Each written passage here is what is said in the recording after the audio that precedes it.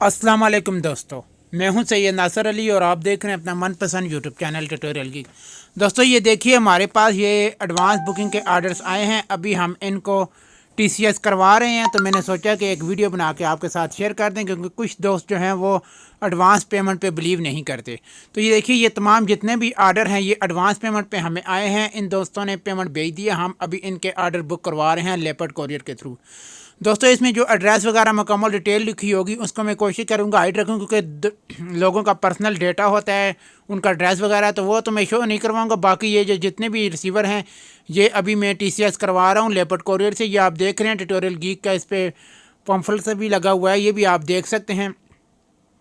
तो कुछ दोस्त एडवांस पेमेंट को कहते हैं कि ठीक नहीं है, लेकिन दोस्तों हमारा ये आज तक एजाज़ रहा है कि हमने जो चीज़ कही है वही भेजी है और 100% गारंटी दी है हर चीज़ की। अगर आपको कोई भी चीज़ बाई करनी है तो आप ट्यूटोरियल गीक चैनल से 100% ट्रस्ट के साथ बाई कर सकते हैं। ये आपके सामने लाइव वीडियो लाइव ये बुकिंग की जा रही है रिसीवर्स की। ये तमाम रिसीवर्स की पेमेंट ऑलरेडी दोस्तों ने हमें भेज दी है और अभी हम उन्हें TCS करने वाले हैं। दोस्तों अपना ख्याल रखिएगा। खुदा हाफिज़।